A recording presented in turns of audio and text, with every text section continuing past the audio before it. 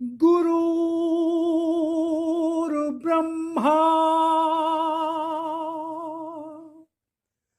गुरुर्विष्णु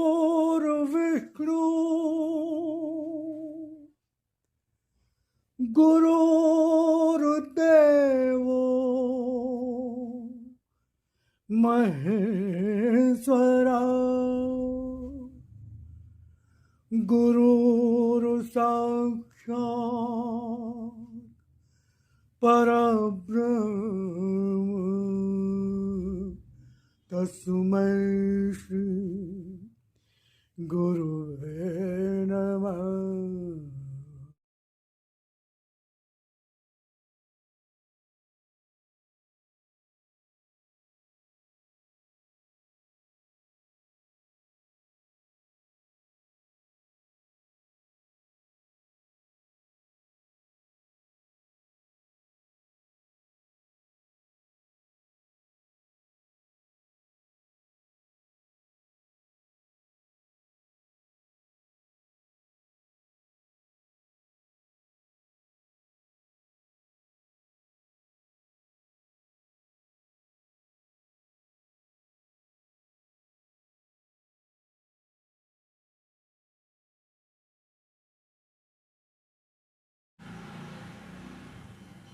ओम शिवारे जय राम जी की। आशा करता हूँ ईश्वर कृपा से आप सपरिवार आनंद से होंगे। तो आज हम भगवत चर्चा करेंगे भगवान की वाणी का पाठ। भगवान की वाणी का पाठ आनंद स्रोत, जिसमें जीवन कैसे जिए और वचनामृत ने जानी 8 अक्टूबर। जैसा कि मैं पिछले कई बार से ये बताता आ रहा हूँ कि भगवान की वाणी साक्षात भगवान की ही वाणी है। जैसे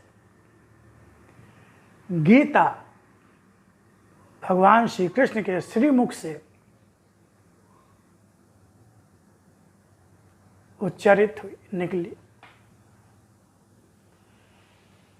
श्री कृष्ण ने अपने परम भक्त अर्जुन को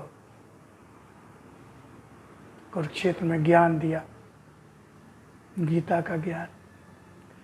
वही ज्ञान पुनः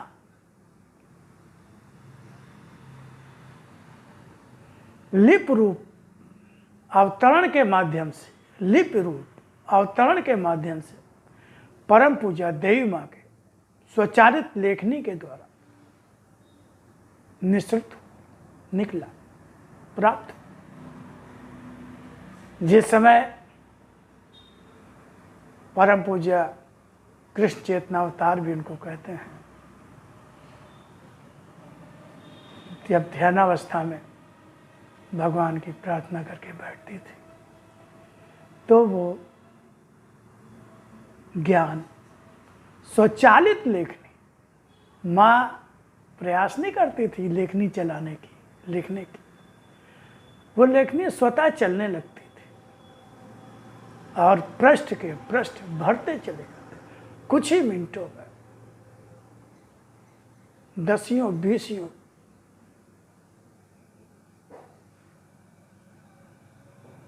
पचासों पृष्ठ भर जाते थे। कहीं कोई कटिंग नहीं, ओवर राइटिंग नहीं, कहीं लेखनी रुकती नहीं थी।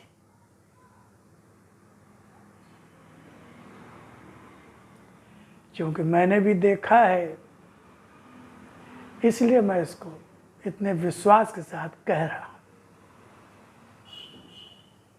ये कोई ऐसा नहीं है कि किसी ने, देवी माँ ने या किसी साधु संत ने, महात्मा जी ने ज्ञानार्जन के द्वारा अपने ज्ञान सोच विचार कर चिंतन मनन करके लिखा हो। देवी माँ ने और भी कई अपने ग्रंथ लिखे हैं जो उन्होंने खुद स्वयं लिखे हैं। गीता पे उन्होंने कई अपने लिखा है, उन्होंने अपना विचार दिया है, भाव व्यक्त किए हैं, जिसमें उन्होंने अपने को लेखिका कहा, लेखिका।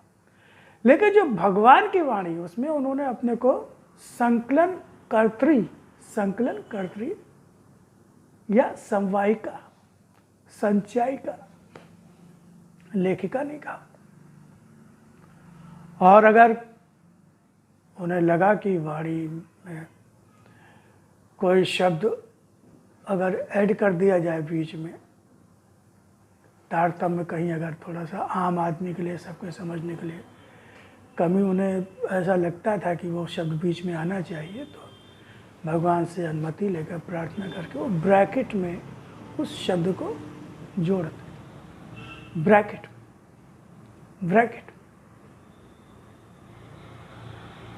तो भगवान ने अपने इस लिप रूप को अपना साकार दर्शन कहा है, और जो उसका हिंदी में जब उसका अनुवाद किया गया, क्योंकि वो इतना पढ़ने में नहीं आता, जो लिप रूप अवतरण था वो हर आदमी उसको पढ़ नहीं सकता, समझ नहीं सकता। कहीं कहीं समझ में आता है, जब स्क्रीन पे आएगा तो आपको लगेगा कि थोड़ा थोड़ा, लेकिन वो फिर हिंदी में उसका अनुवाद हुआ।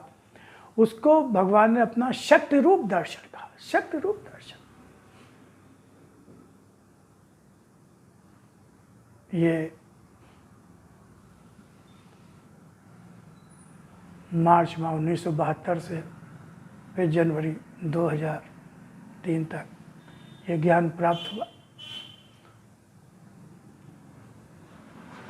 तो इसको आप बहुत ध्यान से सुनेंगे। अब आप ये कह सकते हैं कि साहब जब गीता है तो फिर इसकी ज़रूरत क्या है? जब पहले से गीता का ज्ञान, क्या उसमें कोई कमी थी? क्या यह पूर्ण शुद्ध ज्ञान नहीं था क्या? नहीं, ऐसा नहीं है। गीता का ज्ञान पूर्ण शुद्ध ज्ञान है, उसमें कोई कमी नहीं, कोई परेशानी। लेकिन भगवान ने कहा संभवामि युगे युगे धर्म संस्थापनार्थ है। संभवामि युगे युगे युगे, समय समय पर जब अधर्म की में वृद्धि होती है, धर्म की हानि होती है, तो मैं धर्म की स्थापना के लिए, धर्म के नाश के लिए अवतरित होता हूँ। और उस समय जैसे लोग होते हैं, जैसी उनकी मानसिकता होती है, मन की ग्रहणशीलता होती है, जैसा युग होता है, समय होता है, उसके अनुरूप ही मैं रूप धारण करता हूँ। तो जैसा कि आज के समय में सभी लोग बहुत पढ़े लिखे लोग हैं और अपने हिसाब से सभी ज्ञानी हैं, लिखे पढ़े पर ही विश्वास करते हैं, किसी के कहने पे विश्वास नहीं करते। माहौल ऐसा है कि आजकल नहीं समझ में आता कौन सही बोल रहा है, कौन गलत बोल रहा है, तो लोग लिखे पढ़े पे विश्वास करते हैं। भाई कहाँ लिखा है बताओ, किस किताब में लिखा है, किस जगह लिखा है, कौन सा अध्याय, कौन सा पृष्ठ। नहीं तो गूगल करके देखते हैं, तो चूंकि लिखे पढ़े का युग है, तो भगवान ने लिप रूप अवतरण, लिप रूप, अक्षर ब्रह्म, ओम, भगवान ने अपना ओम को अपना अक्षर ब्रह्म बताया, और कि अक्षरों में मैं ओम, अक्षरों में मैं ओम, ओमकार। तो भगवान लिप रूप अवतरण है। और जहाँ तक विश्वास की बात है, आप कह सकते हैं भाई कैसे क्या, क्योंकि आजकल का माहौल वातावरण ऐसा है, तो आप इसके लिए तो आप जब तक सुनेंगे नहीं तब तक आपको भरोसा होगा नहीं, और हो सकता है कि आप बहुत कुछ खो दें,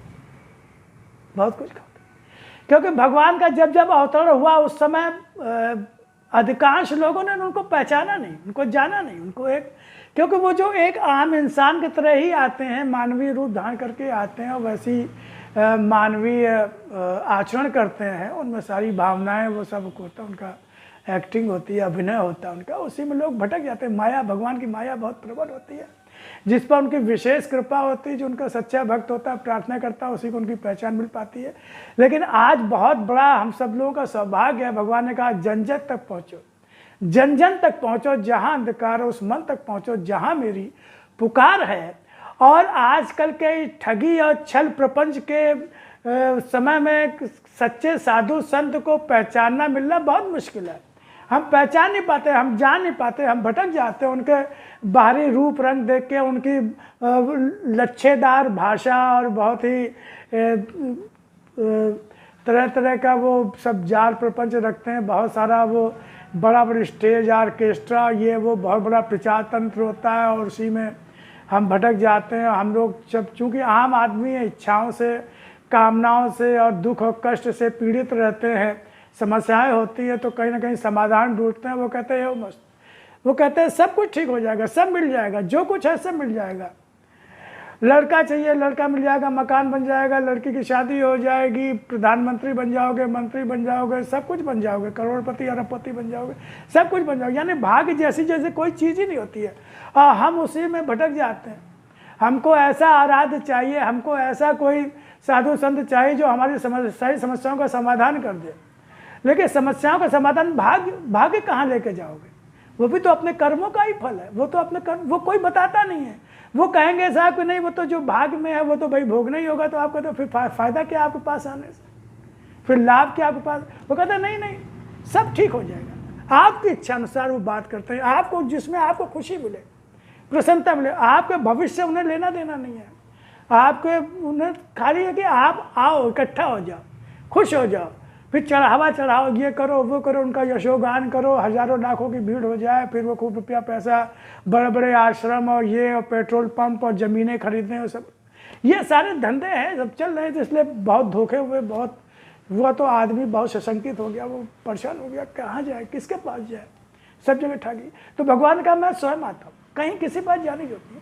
गीता, जहाँ तक गीता की बात है, गीता संस्कृत में थी, और उसका भाष्य लोगों ने किया तो कुछ किया, सही किया, कुछ पूरा ठीक से समझ में नहीं आया, कुछ हमको ठीक से समझाया बताया नहीं गया, कुछ हम लोगों ने ठीक से समझा नहीं गीता को। तो भगवान ने कहा आज मैं पुनः उसी गीता को नए रूप में, नए कलेवर में, और आज के माहौल से, आज के हिसाब से मैं उसे पुनः उस गीता के संदेश को मैं दे रहा हूँ। तो जब भगवान स्वयं दे रहे हैं, कहना कहीं जाने की जरूरत नहीं, किसी के पास जाने की जरूरत नहीं। तो जन जन तक पहुँचो, जहाँ अंधकार उस मन तक पहुँचो जहाँ मेरी पुकार है। तो ये वाणी का, इसीलिए वाणी का मेरा एक प्रयास है कि मैं पूरी कोशिश करता हूँ कि मैं इसी माध्यम से मैं अपनी बात कहूँ, भगवान ने जो कहा है उनके संदेश को मैं सब ले जाऊँ। बाकी तो देखिए भाग्य की बात है, भगवान की जब तक कृपा नहीं होगी तब तक भगवान का मिलना बहुत मुश्किल होता है। तो जो सच्चा भक्त होगा, जो वाकई सच में भगवान को चाहता होगा, भगवान को पाना चाहता होगा, और जीवन कैसे जिए, आनंद, जीवन आनंद से जीने के लिए मिला है, सुखमय जीने के लिए मिला है। लेकिन 0.00099 कुछ % लोग ही बहुत सही में कोई आनंद से जी पा रहा होगा। इतनी समस्याएं, चिंता, फिक्र, भय, असुरक्षा, लोभ, मोह, काम, क्रोध सब है, समस्याएं हैं, बहुत मुश्किल है जीना।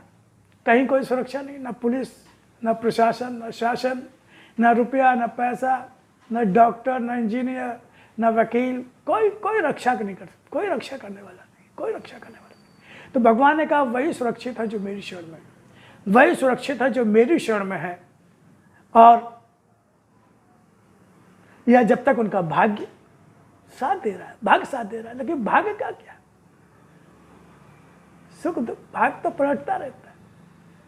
अभी भाग्य अच्छा है तो सब ठीक है, लेकिन जब दुर्भाग्य आता है जीवन में, सारी स्थितियां विपरीत हो जाती हैं, संकटों से घिर जाता है, दुख कष्ट आने लगते हैं, तो अपने भी जो होते हैं, आजकल का तो ऐसा बात है कि परिवार के सगे लोग भी साथ नहीं देते, भाई का साथ नहीं देता, दुख में पति पत्नी भी एक दूसरे का साथ नहीं देते। ऐसी स्थितियां बहुत सी आ रही हैं। रुपया पैसा काम नहीं आता, डॉक्टर जी काम नहीं आता। तो भगवान, तो भगवान तो तब देंगे ना जब पहले से उनकी शरण में होंगे, जब पहले से उनको भक्ति करते होंगे, उनको चाहते होंगे। तो इसीलिए भगवान ने कहा मैं लिप रूप में हूँ, विस्तार हो जाता है तो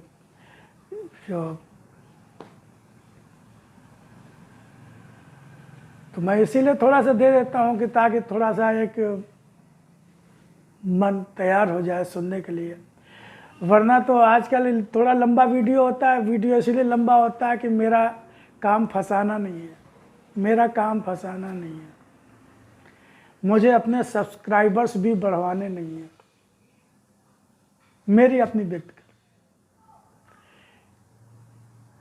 आपको लगे कि ये लोक कल्याण के लिए है और लोग भी फायदा उठाएं और आपको निरंतर इसका फायदा मिले, तो आप सब्सक्राइब कीजिएगा, आप लाइक करिएगा। मेरे लिए नहीं, मेरे लिए नहीं, मैं पूरी तरह संतुष्ट हूं, पूरी तरह से प्रसन्न हूं। मुझे अपने लिए कुछ चाहिए नहीं। लाइक सब्सक्राइब लिख के आता है, वीडियो में आता है, पहले नहीं डालता था लेकिन अब डालने लगा हूं कि मैं अपना काम तो करूं, मैं अपना काम तो करूं। वैसे मैं जानता हूं कि जो काम कहने के लिए कहा जाता है वो लोग नहीं करते हैं, जो ना कहो वो करते हैं, जो कहो वो नहीं करते हैं। थोड़ा सा ईगो हर्ट होता है कहीं ना कहीं, थोड़ा सा यार। तो आपको समझ में आए, आपको लगे कि नहीं इसको सब्सक्राइब करना चाहिए, इसको लाइक करना चाहिए, तो करिए।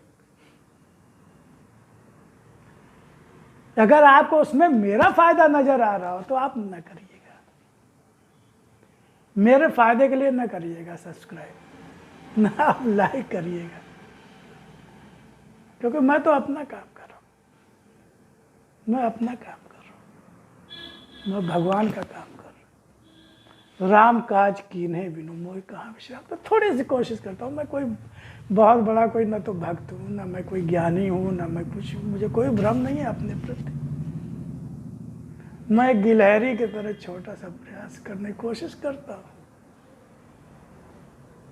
तो आपको समझ में आए तो करिएगा, आपका दिल कहे, आपकी आत्मा कहे तो करिएगा, आपको लगे तो।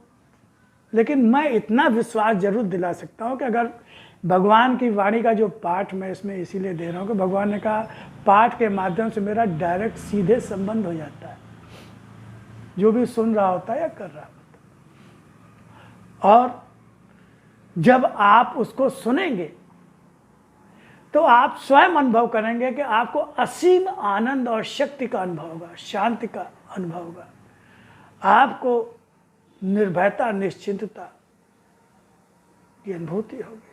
और जब निरंतर आप सुनेंगे, नित्य सुनेंगे, तो आपके जीवन में आमूल चूल परिवर्तन आएगा। वो ज्ञान जो योगी संत महात्माओं को हजारों हजारों वर्ष साधना के बाद प्राप्त होता है, वो ज्ञान भगवान आज आपको इतनी सहज रूप में आपको देना चाहते हैं। लेकिन ये आप पर निर्भर करता है, क्योंकि भगवान ने कर्म स्वातंत्र दिया है। आप अगर सुनने का निर्णय लेंगे तो आप सुनेंगे और उसका लाभ पाएंगे। तो मैं भगवान की वाणी का पाठ शुरू करता हूँ।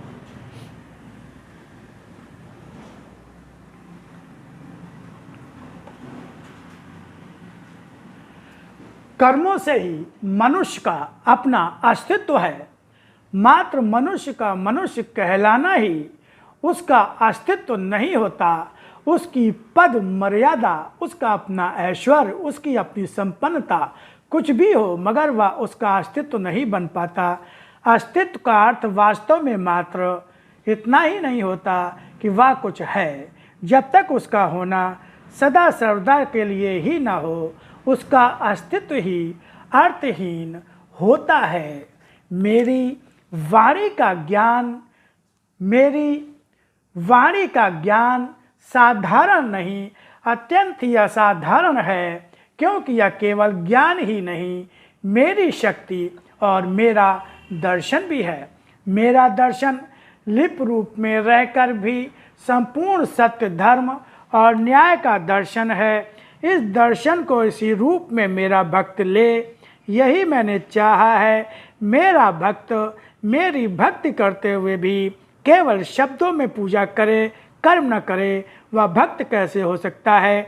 मेरा भक्त मेरी भक्ति करते हुए भी अगर संसार में आसक्त रहकर संसार के लिए ही कर्म करता रहे तो वह मेरा भक्त नहीं हो सकता है। इसी तरह मेरा भक्त भी असाधारण होता है। स्वयं को वैसा ही असाधारण बनाओ।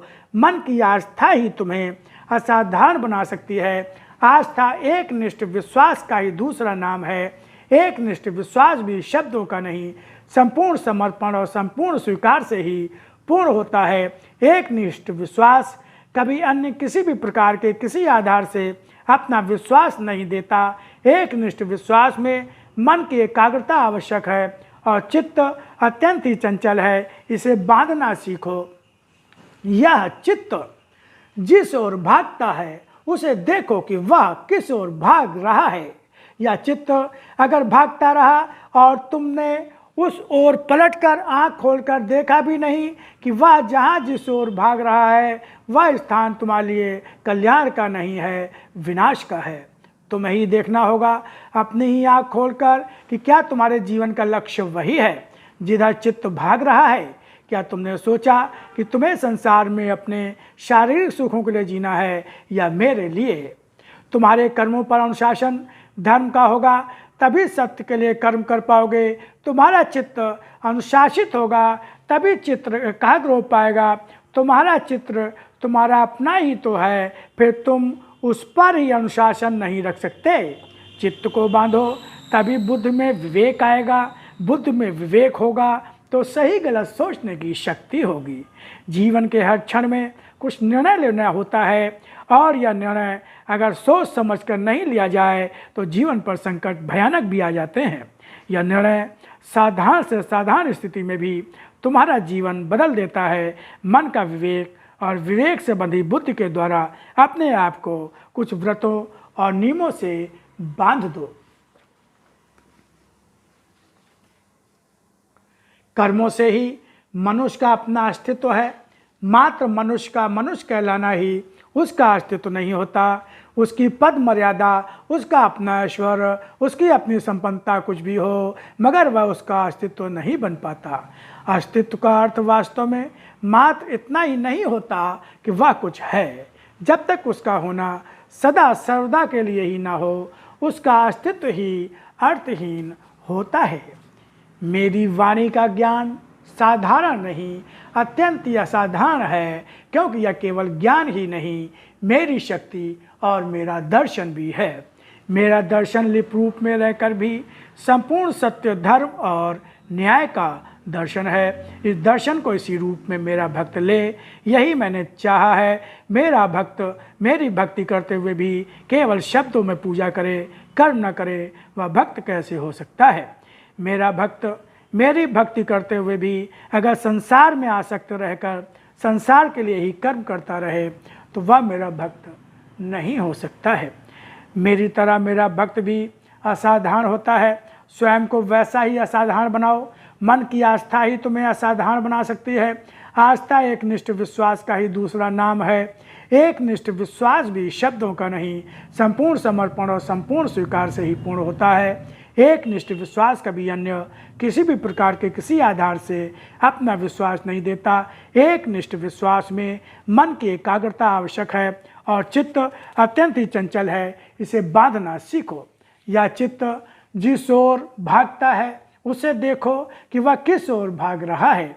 यह चित्त अगर भागता रहा और तुमने उस ओर पलटकर आँख खोलकर देखा भी नहीं कि वह जहाँ जिस ओर भाग रहा है वह स्थान तुम्हारे लिए कल्याण का नहीं है, विनाश का है। तुम्हें ही देखना होगा अपनी ही आँख खोलकर कि क्या तुम्हारे जीवन का लक्ष्य वही है जिधर चित्त भाग रहा है। क्या तुमने सोचा कि तुम्हें संसार में अपने शारीरिक सुखों के लिए जीना है या मेरे लिए। तुम्हारे कर्मों पर अनुशासन धर्म का होगा, तभी सत्य के लिए कर्म कर पाओगे। तुम्हारा चित्त अनुशासित होगा तभी चित्त एकाग्र हो पाएगा। तुम्हारा चित्त तुम्हारा अपना ही तो है, फिर तुम उस पर ही अनुशासन नहीं रख सकते, फिर तुम ही उस पर ही अनुशासन नहीं रख सकते। चित्त को बांधो, तभी बुद्ध से विवेक आएगा। बुद्ध में विवेक होगा तो सही गलत सोचने की शक्ति होगी। जीवन के हर क्षण में कुछ निर्णय लेना होता है, और यह निर्णय अगर सोच समझ कर नहीं लिया जाए तो जीवन पर संकट भयानक भी आ जाते हैं। यह निर्णय साधारण से साधारण स्थिति में भी तुम्हारा जीवन बदल देता है। मन का विवेक और विवेक से बंधी बुद्धि के द्वारा अपने आप को कुछ व्रतों और नियमों से बांध लो। कर्मों से ही मनुष्य का अपना अस्तित्व है। मात्र मनुष्य का मनुष्य कहलाना ही उसका अस्तित्व नहीं होता। उसकी पद मर्यादा, उसका अपना ऐश्वर्य, उसकी अपनी संपन्नता कुछ भी हो, मगर वह उसका अस्तित्व नहीं बन पाता।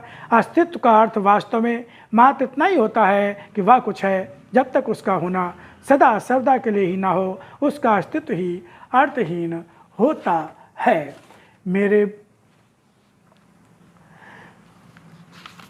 मेरी वाणी का ज्ञान साधारण नहीं, अत्यंत ही असाधारण है, क्योंकि यह केवल ज्ञान ही नहीं, मेरी शक्ति और मेरा दर्शन भी है।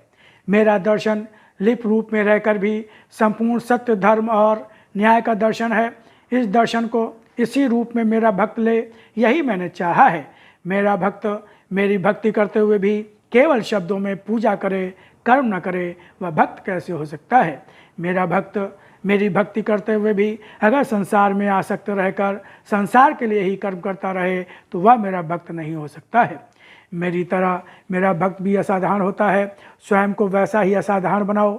मन की आस्था ही तुम्हें असाधारण बना सकती है। आस्था एक निष्ठ विश्वास का ही दूसरा नाम है। एक निष्ठ विश्वास भी शब्दों का नहीं, संपूर्ण समर्पण और संपूर्ण स्वीकार से ही पूर्ण होता है। एक निष्ठ विश्वास कभी अन्य किसी भी प्रकार के किसी आधार से अपना विश्वास नहीं देता।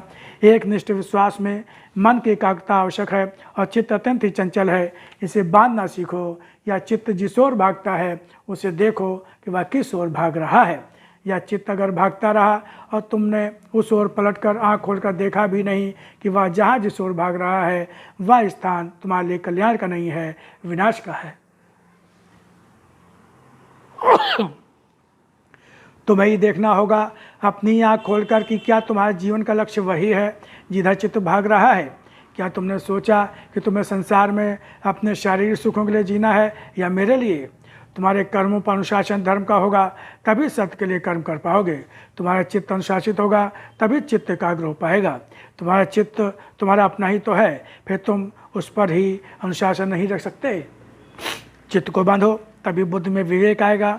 बुद्ध में विवेक होगा तो सही गलत सोचने की शक्ति होगी।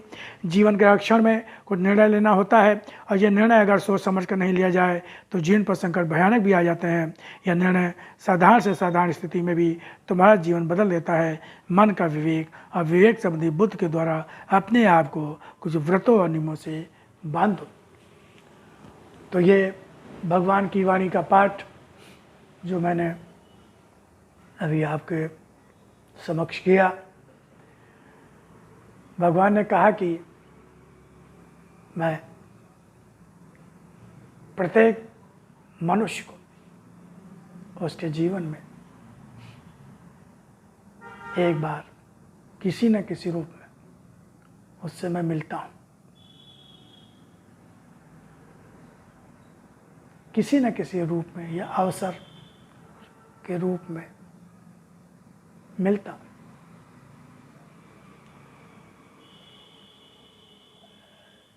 तो आज भगवान फिर लिप रूप में भगवान की वाणी के माध्यम से आपको अपना संदेश देना चाहते हैं, अपना ज्ञान देना चाहते हैं, आपको दुखों कष्टों से मुक्त करना चाहते हैं, आपको अलौकिक आनंद, निर्भयता, निश्चिंतता और सुरक्षा देना चाहते हैं। जन जन तक पहुँचो, जहाँ अधिकार है उस मन तक पहुँचो जहाँ मेरी पुकार है।